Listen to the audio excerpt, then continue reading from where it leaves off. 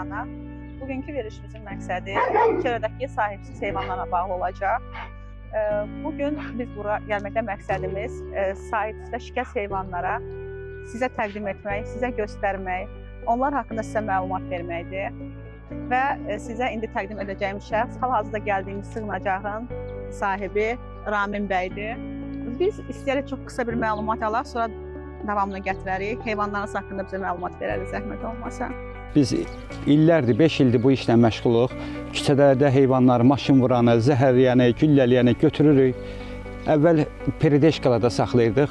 Sayılar çoxaldıqca, pul çatdırmadıqca qrup halında belə bir qərara gəldik ki, biz sığınacaq götürək. Yəni başqa yerlərə çıxdığımız vəsait, yəni bu canlar üçün istifadə olsun. Burada gördüyünüz itlər, yəni burada gördüyünüz canlar hamısı şikəst gəlib bura. Bu dəqiqədə yeriyirlər, sağalanlar da var.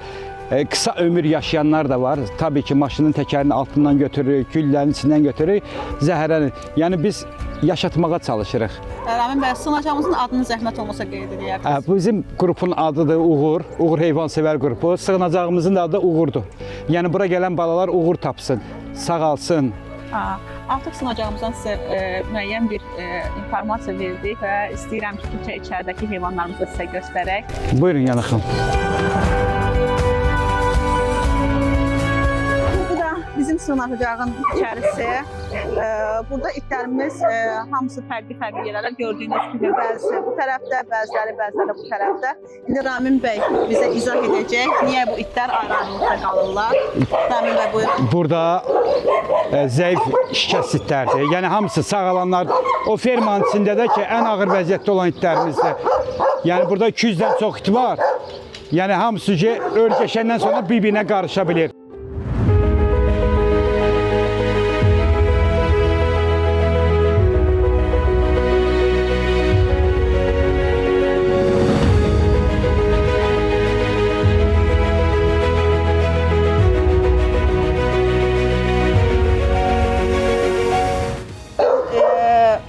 Səslənmək istəyirəm izləyicilərimizə ki, burada hər itin öz hekayəsi var.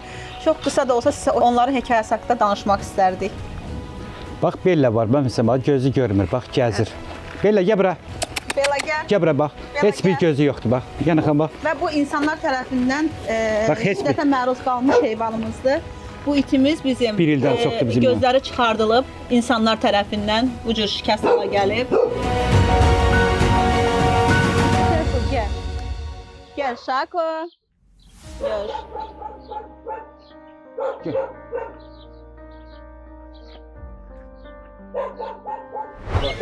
Ramin bəy, bizə Şako haqqında azıcıq da olsa məlumat verərik, zəhmət olmasa. Şakonu bir dənə müğənni xanım var, Şahanə xanım. Qəbələdə bir meşənin içindən tapmışdı. Maşın vurub 2 qılçasını qırıb, sümüklərinə kimi oxalamışdı. Şakonu gətirdik, yəni saxladıq. Bizdə şans deyə bir şans veririk də. Yəni birdən-birə ona amputasiya eləmirik. 3 ay qaldı, yəni periveska, həkim nə elədirsə alınmadı. Məcbur Şakon ömrünü uzatmaq üçün amputasiya elədik. Artıq Şakon 9 aydır bu vəziyyətdə yaşayır. Bu gördüyünüz itlər Ramin bəy deyir ki, 12 gün bundan öncə gəlib sığınacağa. Xərçəng xəstəsidir. Bunun da xəstə olduğunu biləndə təbii ki, çölə atıblar. Və bu itimiz hal-hazırda klinikada kimya müalicəsi alır. İnşallah düşünürük ki, bu da həyata tutunar, digər heyvanlarımız kimi yaşamağa davam edər. Yaxşı. Gəlin kölgəyə keçək. Yaxşı qızım, yaxşı. Gəlin. Gördüyünüz kimi itlərimizin hamısının qulağında birkalar var. Hamısı gələn kimi müayinə olunur. Və quduzluq əleyhinə dərmanlar vurulub, peyvənd. İndi bir də peyvənd qalıb. Burada gördüyünüz itlər hamısı həkim müayinələrindən keçir.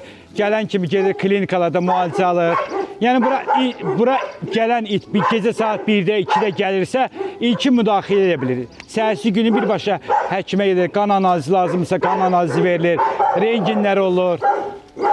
Burada stasionarımız ancaq ilkin müayinə üçün müsait olduğu üçün artıq itlərin digər problemlərlə bağlı biz digər klinikalara müraciət edirik, digər həkimlərə müraciət edirik. Sağ olsunlar, onlar da bizdən dəstəyini əsirgəmirlər. Bu ovçarkadır, bax. Alıblar, bahalı parodadır. Bu ayağını balta ilə kəsiblər, ömrü şikəstdir. Bu ayağı işləmir. Biz buna sahib çıxmışıq.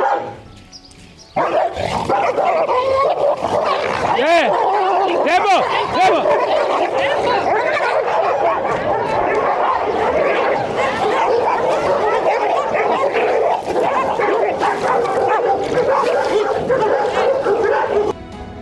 Deməli gördüyünüz kimi heyvanlarımız biraz huysuzlaşıblar, acdılar, çəkiliş etdiyimizə görə biraz yeməklərini gözlətmişik və heyvansevər qrupumuz bugün bizə, itlərimizə yemək göndərib, biz artıq onları yedizdirəcəyik.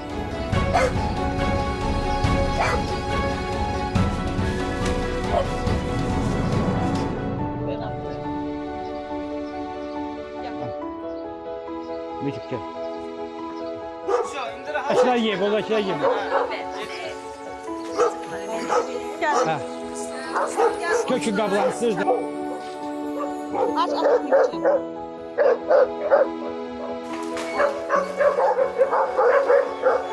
Aman geçsin ev yok. Gel, gel.